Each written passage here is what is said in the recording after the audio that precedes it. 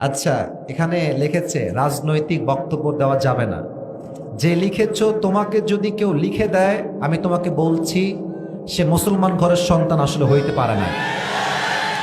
এই জীবনের প্রথম আমি আমার মাহফিলে এরকম স্লিপ পাইলাম, বেটা দেশ কারো বাপের না, এখন দেশটা মুসলমানদের দেশ।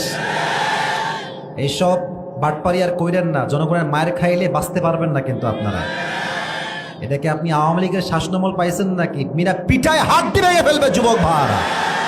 রাজনৈতিক বক্তব্য দেওয়া যাবে না মানে? কোরআনটা রাজনীতিতে ভরা, ইসলাম রাজনীতি, রসুল করেছে রাজনীতি, রাজনীতির দ্বারা দেশের চিত্র বদলানো সম্ভব যুবক ভাড়া। মানে শুধু মাটির নিচের ওয়াজ হবে আর রাতের ওই আধারে ওয়াজ হবে নাকি? না না, ওইসব কথা বাদ। আমার কথা একটা, সাইদি সাহেব বলতেন বিড়ালের মতো 500 বছর বেঁচে থাকার কোনো দাম নাই, সিংহের মতো 1 ঘন্টা গর্জন দিয়ে আমরা বাঁচতে চাই। আপনি যা করার করে নেবেন, কোনো সমস্যা নাই। কথা বলবো কোরআন থেকে, হাদিস থেকে। যার ভালো লাগবে না সে নমরুদের সন্তান, সে ফেরাউনের সন্তান যুবক ভাড়া। যে দিয়েছো, যে তোমাকে কেউ দিয়ে থাকে তাকে সাবধান করে দিবা।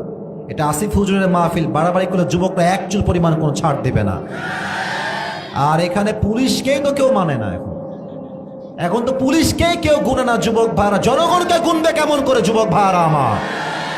আমার যেটা মনে চায়, যেমন ভাবে মনে চায়, কোরআন থেকে হাদিস থেকে বললে আপনি শুনতে বাধ্য থাকবেন। প্রিয় ভাইরা, আমরা মাহফিলে রাজনীতি করতে আসি নাই, আমরা তাফসীর করতে আসছি, আমরা হাদিস থেকে কথা বলতে আসছি। তবে যদি আপনি শুধু আয়াতের তর্জমাই বলেন, তাহলে আপনি প্রকৃতপক্ষের মুফাসসির হতে পারেন নাই।